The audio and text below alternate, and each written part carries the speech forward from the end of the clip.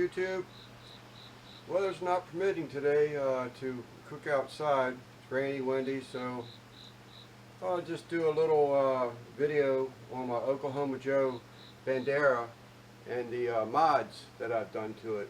I've done standard mods to it, but I've done one mod that I haven't seen out there on YouTube yet. Today I'm going to call it the LSG Wannabe. Alright, so from the start, I guess I'm going to start over here with the Lone Star Grill LSG fire management basket. I did get one of those to help with the fire, and it works nice. I tell you, I'm really happy with it. I'd like to get another one for my other Oklahoma Joe, but I do have a cold basket for it, so we'll see. But I mean, it's just a stock Oklahoma Joe Bandera, with the exception of a few standard mods, which everybody normally does, is add the gaskets around the doors, seal some of the bolt holes, which is basically what I have done. But I took it a step further. I had a Amish actually built this for me. It's 1/4 inch thick steel. It's a sear plate that'll go over top of the firebox. It's not really made. I mean, you could grill on it, but there's no grease hole for the grease to escape from the plate, and obviously you don't want to do that because it's right over top of the firebox. So it's fantastic for searing. Quick little grills you'd be fine with. Just make sure you have a paper towel nearby so you can sop up some of the puddling grease if you don't want to. The other thing I have is the just regular expansion metal that'll go inside. And then Lowe's had these things discounted. It's the a stainless steel knockoff to the good grill grates, but I haven't even tried it yet. So that's what it looks like inside of the 1/4 inch thick sear plate. So next I'm going to show it installed. So here it is actually in place.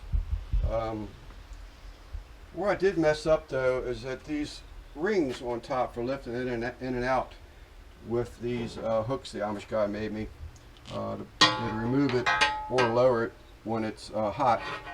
I had to make those loops too tall, so when it's sitting on top you can't close the lid, but when it's sitting down in place to heat the plate up, you can see that the door shuts nice. I mean, this thing's pretty tight right now of all the gaskets and sealing I've done.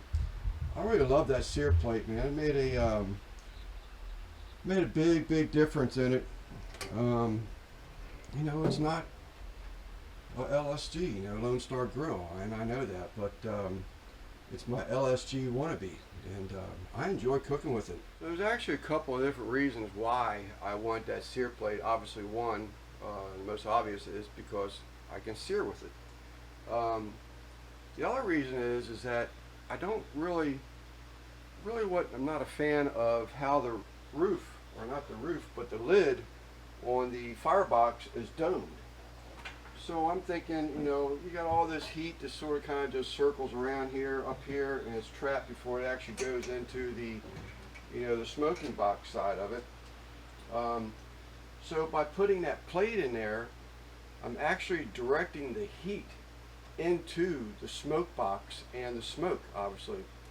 I have had that sear plate up to just over 500 degrees, so it sears nicely.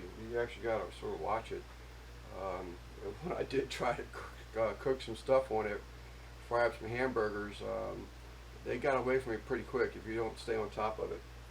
So there you have it, my LSG Wannabe.